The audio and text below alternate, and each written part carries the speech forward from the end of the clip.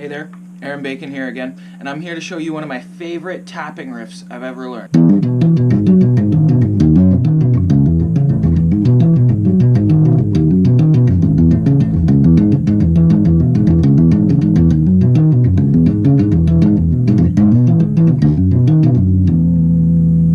I use this so much, all the time. I used to just play it and play it and play it. It really... Inside of it are a lot of the rudimentary tapping forms that I use in all different kinds of tapping everywhere. They're kind of all really contained in here. Now I'm not going to go over them really specifically, I'm just going to show you the riff and then you can play it. I might show you a little variation of it that I came up with that's pretty straightforward as well. So hopefully you get this and it'll be really cool and it'll help your tapping to get along further. Before I get right into it, I just want to say there's a really cool thing about the alternating feel between your hands. Like it's not so strict like this, but the way that it feels is that you're just going left, right, left, right, left, right, left, right, left, right, left, right, left, right with your hands. And then you kind of have to figure out which fingers go where. Because I'm not really going to go over that so much. I'm going to let you figure it out. But I'm going to show you how to play the riff, and it's going to be a lot of fun. And I really, really like this riff. This is a tapping riff that occurs 3 times in the song Palms Red by Protest the Hero, a really awesome Canadian band.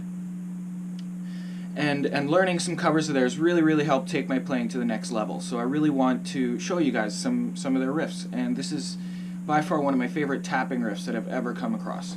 So let's get into it. They actually tune in E flat, but I'm just tuned in standard tuning just because I just want to show you the riff. I'm not doing a cover. If I were to do a cover, obviously I would go into the half-step tuning. But it's pretty fun to diddle around with, and you don't have to be in the same tuning to do the same shape. So to get the technique exercise, so let's do it. The shape is a E major 7th arpeggio, and they also put a 9th in there. So, and basically we'll start by just trying to tap that shape.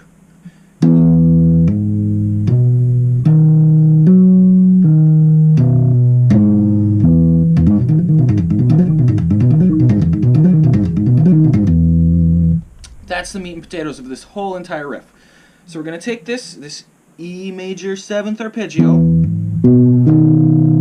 We're going to go root, and this arpeggio is in 1st position, by the way. It's not in 2nd position or 4th position, but it's in 1st position, which means that we're starting with our 1st finger.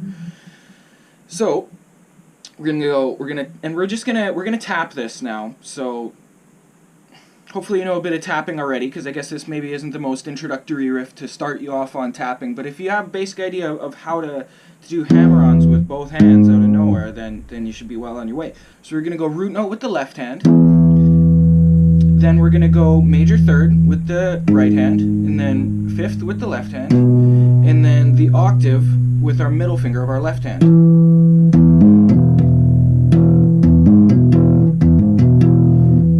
Go back down to the 3rd. 5, 3, 1, 3, 5, 8, 5, 3. That's where it starts. And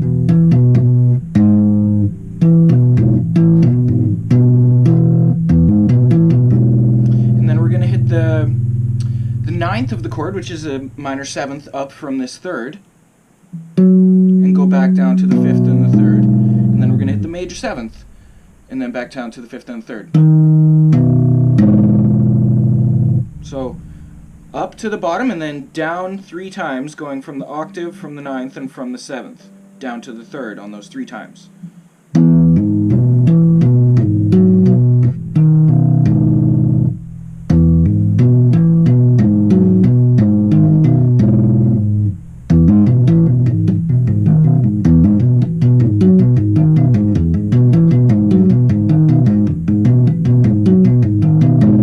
That's the first shape. And then we have 2 first inversion shapes, which this one is a B first inversion. We're playing major 3rd, 5th octave, and then major 3rd. And then we're going to do the same thing 2 frets down on an A major first inversion. Major 3rd, 5th octave, 3rd, back down. So that's 2nd half.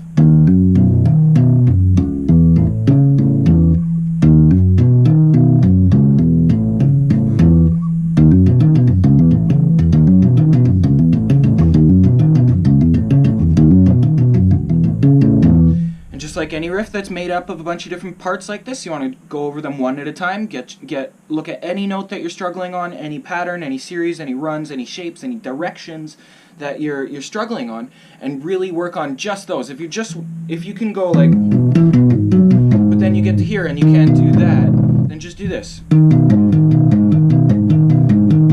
that until you got no problem doing it.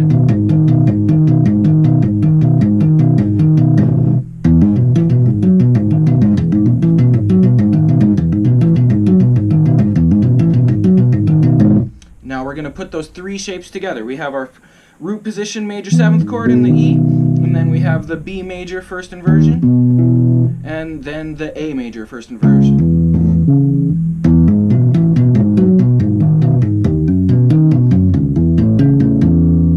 That's the whole first half of the riff, and it does it 2 times.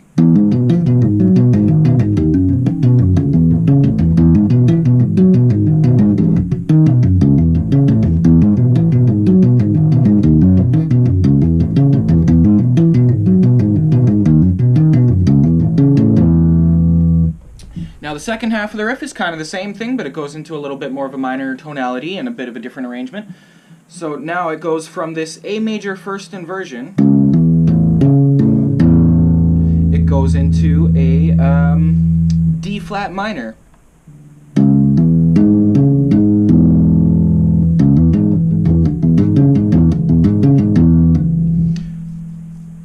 So we're going 4th fret, 7th fret, 6th fret, 6th fret. Root note, minor 3rd, 5th octave. And the same all the way up and then back down to the 3rd.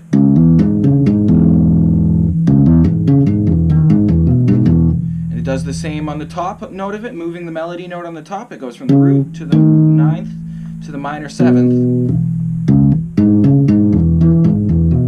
Correction, that's not the 9th on the top in this one, it does a 3rd on the top here.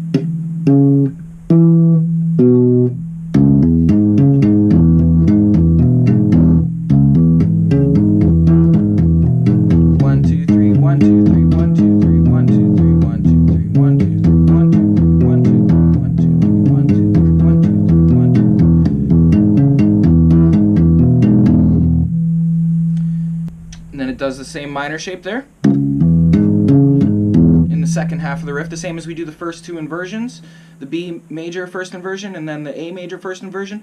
Now we're going to do that same pattern with different chords, and it's going to be on the same minor chord we're already on, that D flat minor, and then it's going to go back to a B major first inversion.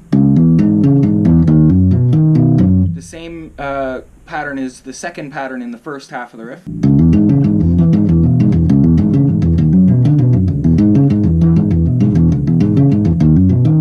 That's really what you want to do. Just keep doing it until you can do it. You know, practice, practice, practice.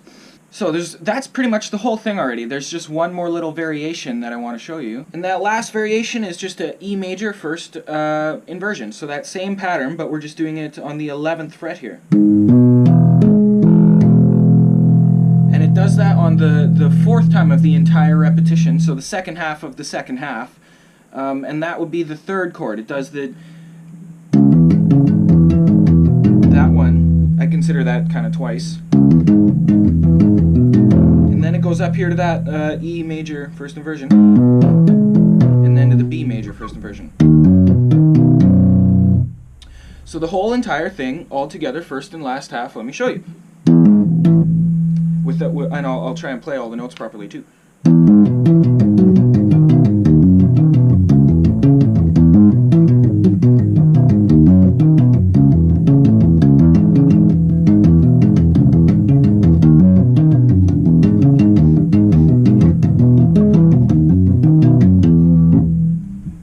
Just practice that, do it at different speeds, go really slowly. Again, the key to being fast is being clear. And I'll do that whole thing 2 times in the song. Check it out again, it's called Palms Red. It's a really fun riff. Now I'm going to show you a little variation, just that I came up with as a good exercise. I'll show you just for the first half of the riff, and then you can see if you can apply it to the other half on your own. So we have this root position, major 7 chord with the 9th. We have 2 first inversions. So what I thought would be fun is to do the root position on that inversion and to do the second inversion on that position. inversion. So, root position.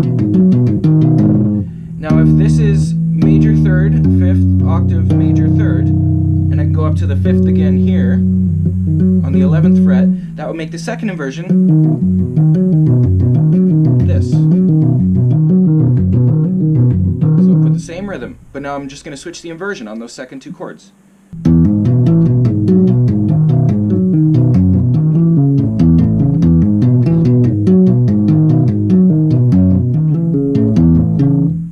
Isn't that fun? Now let's try it with the root position. This one's almost even easier because it's the same shape as the first chord.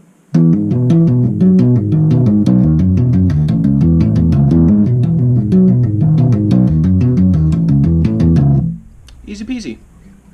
I'm just going on the same fret because that's from an E root position major. Now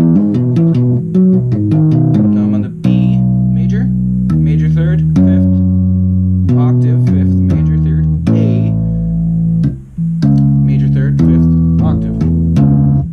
Try and mix them up together.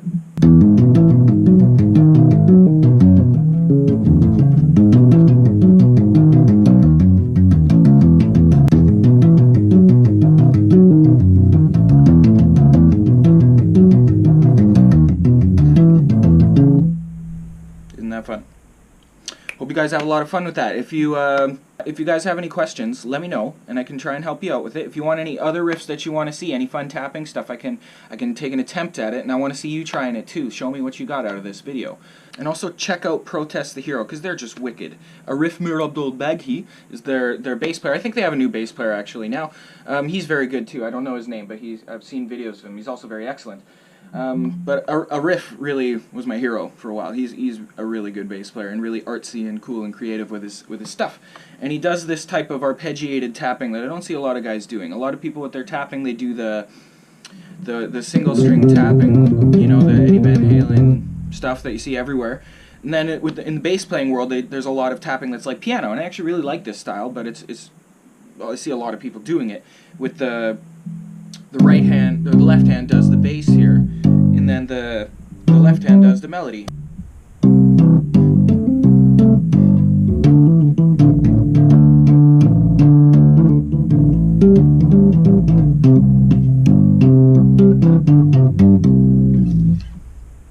So I really like this type of sweeping.